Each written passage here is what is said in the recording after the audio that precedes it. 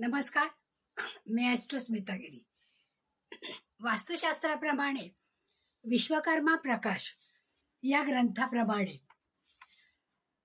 म्हणजे ते शिल्पशास्त्रातलं एक ग्रंथ आहे की त्या ग्रंथामध्ये विविध प्रकारचे घरांचे 16 दोष हे सांगितलेले आहेत. तर आता त्याचा प्रभाव आपल्या जीवनावर कशा प्रकारे पडतो, आधी दोष कोणते आहेत, ते दोष कशा पद्धतीमुळे येतात, त्याची नावं काय आहेत आणि त्याचा प्रभाव काय होतो आपल्यावर, हे सगळं आपण पाहणार आहोत. तर आज हे पाहताना आपण सुरुवातीला विश्वकर्मांना नमस्कार करूया आणि आपल्या या व्हिडिओला सुरुवात करूया. आता अंधक म्हणजे काय की हा घराचा प्रकार झाला की ज्या घरामध्ये एकही खिडकी नाहीये किंवा झरोका नाहीये, ज्यामध्ये अजिबात उजेड येत नाहीये, असं जे घर आहे की ज्या घराला व्हेंटिलेशनच नाहीये आणि आजूबाजूलाही खिडक्या वगैरे नाहीयेत, अशा घराला विश्वकर्मा प्रकाशमध्ये अंधक असं म्हणलेलं आहे. मग याच्यामुळे काय होतं, व्हेंटिलेशन नाही, त्यामुळे ऑक्सिजनची कमतरता तर भासणारच आहे. मग त्यामुळे काय होईल की निरनिराळे रोग होतील आणि ते रोग असाध्य असतील. म्हणजे अशा प्रकारचं घर आपल्याला नको आहे की ज्या घरामध्ये अजिबात खिडक्या नाहीत आणि जिथे व्हेंटिलेशन होणार नाही, जिथे हवेसाठी एखादा झरोकाही असणार नाही, अशा घरांना अंधक म्हणलेलं आहे आणि ते अंधक घर आपल्याला कधीच चालणार नाही. आता दुसऱ्या प्रकाराचं नाव आहे रुधिर. आता हे रुधिर घर बांधताना जेव्हा एखादं घराचं कन्स्ट्रक्शन चालू असतं त्यावेळेस तिथे असणाऱ्या कामगारांचा पडून अपघात होतो किंवा काहीतरी दुखापत होते किंवा मोठा ऍक्सिडेंट होतो, त्यावेळेस त्यांना जी जखम होते आणि त्यातून जे रक्त येतं आणि त्यातून ज्या घराची निर्मिती होते त्याला रुधिर असं म्हणतात.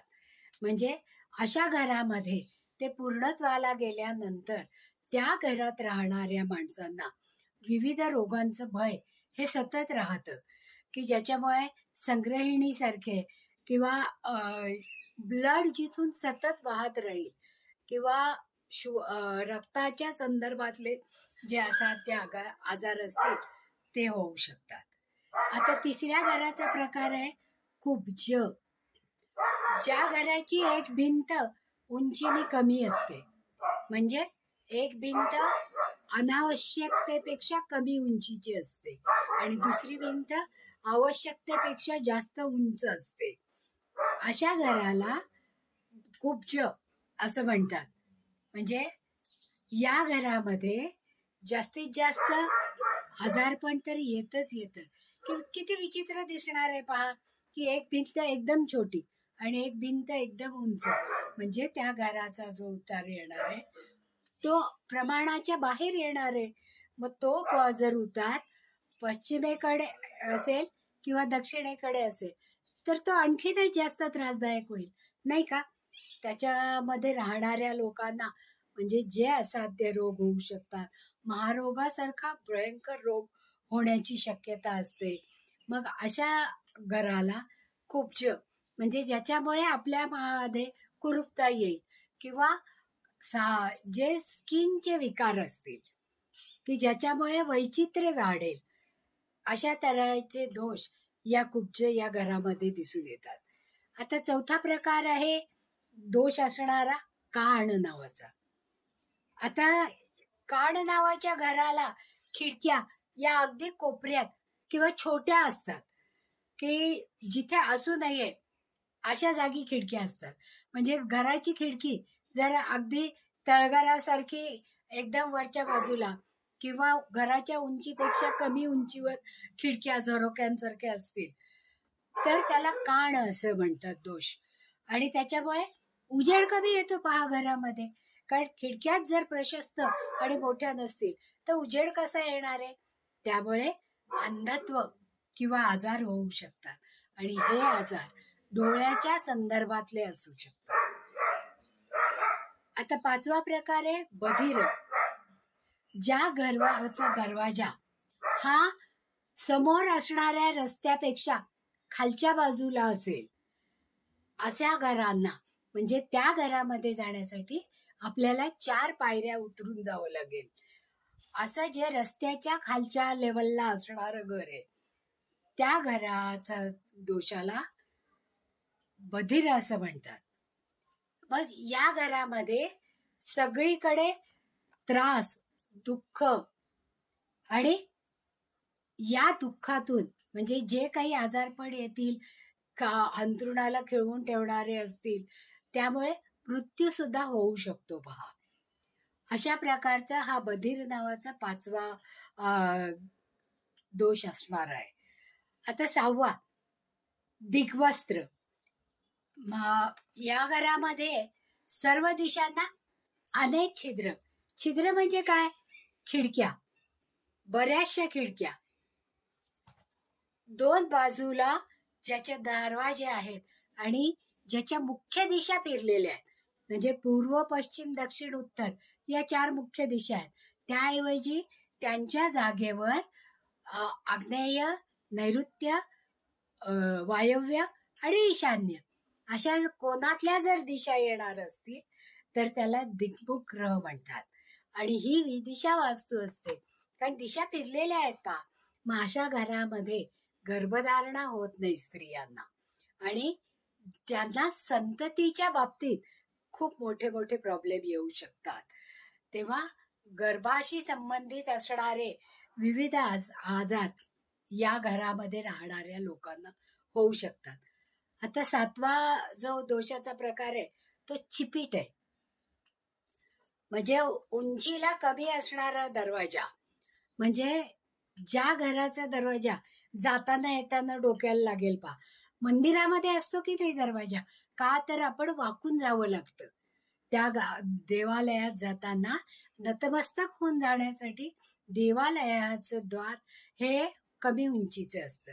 पण घराच्या कमी उंचीचा दरवाजा जर असेल तर अशा घरातल्या लोकांची अतिशय वाईट, समाजाने वाईट समजलेल्या लोकांची त्यांची मैत्री होते. शरीरामध्ये त्यांच्या व्यंगता येते आणि सतत काही ना काहीतरी त्रास त्यांच्या मागे लागलेले असतात.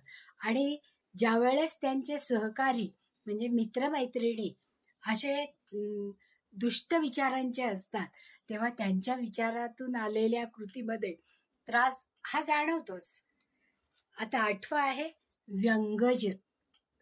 व्यंगज म्हणजे कुरूप दिसणारं घर, म्हणजे कुठला तरी कोणा पुढे आलेला आहे, कुठला तरी कोपऱ्या मागे गेलेला आहे, रस्त्याच्या अगदी बरोबर टोकाला असं त्रिकोण झालेला आहे, वेगवेगळे कोपरे वाढलेले असतील, त्याला कुरूप असं म्हणतात. ते दिसायलाही अशुभ दिसतं. मग अशा घरामध्ये जे संतती निर्माण होते तिला जन्मतःच व्यंग असण्याची शक्यता असते, किंवा त्या घरामध्ये राहणाऱ्या माणसांना ऍक्सिडेंटमुळे व्यंग हे येऊ शकतं आणि मग हे व्यंग घेऊन त्यांना आयुष्यभर काढावं लागतं. तर अशा या दोष असलेल्या घरामध्ये आपलं वास्तव्य नक्कीच चांगलं नाही, मग ते घर बदलणं आवश्यक आहे. आता 9वा दोषाचा प्रकार जो आहे ते मूरज.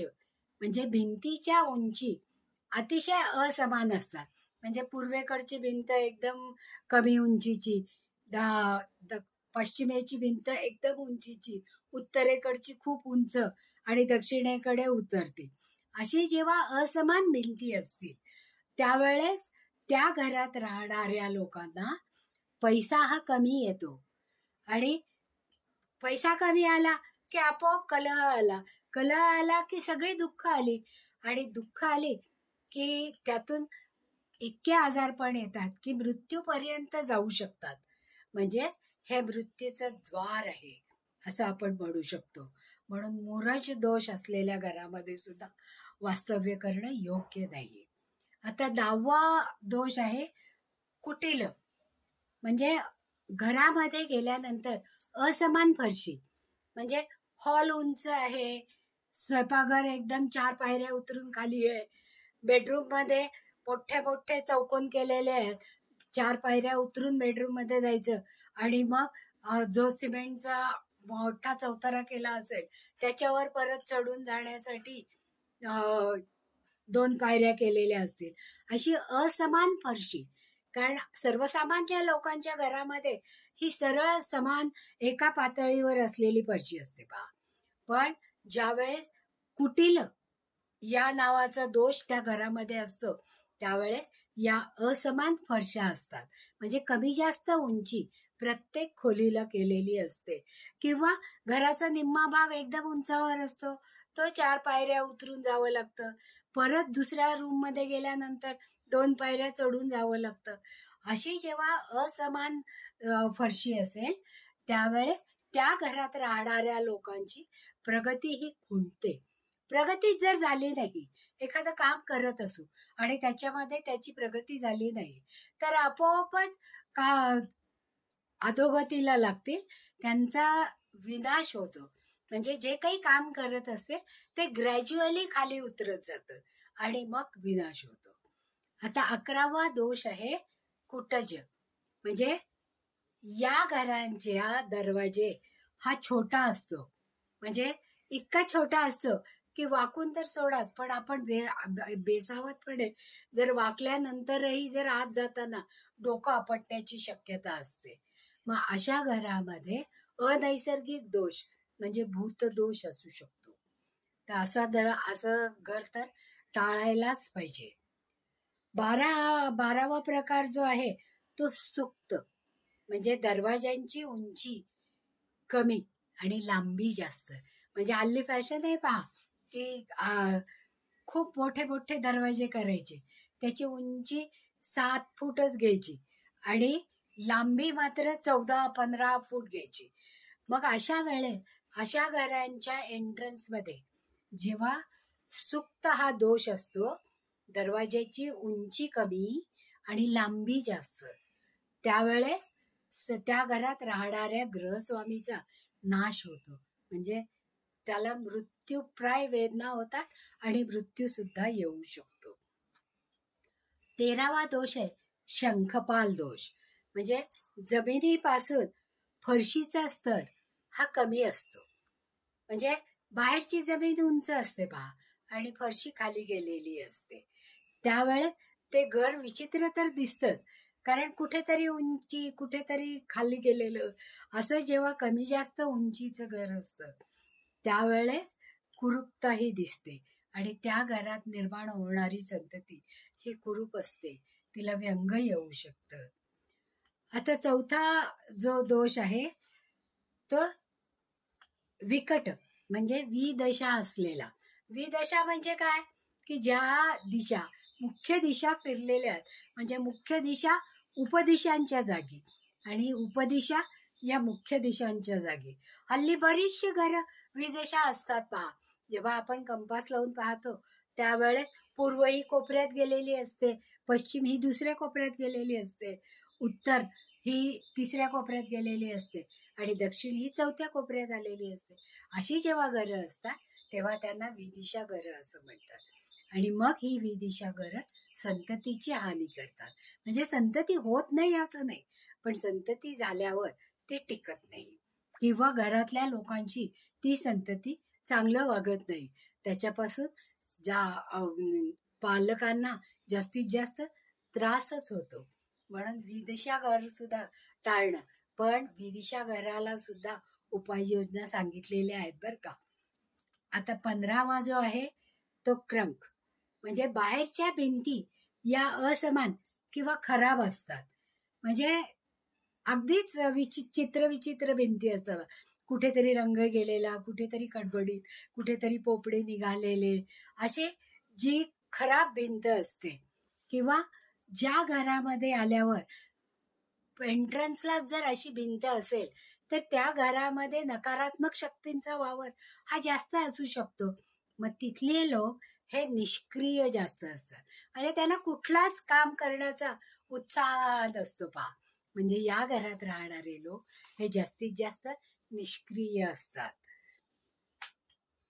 त्याच्यासाठी काय करायला पाहिजे, बाहेरच्या भिंती या समान करून घ्यायला पाहिजे, किंवा जे काही खराब दिसते, सिमेंट उडालेलं आहे, पोपडे उडालेले आहेत, प्लास्टर करून घ्यायला पाहिजे किंवा गिलावा करून घ्यायला पाहिजे, की ज्याच्यामुळे त्या घरामध्ये पॉझिटिव्ह एनर्जी येण्यासाठी वाव राहील आणि पॉझिटिव्ह एनर्जी येईल आणि निष्क्रियता दूर, त्या घरात राहणाऱ्या लोकांची निष्क्रियता ही दूर होईल आणि ते जास्त सकारात्मकतेने कामाला लागतील.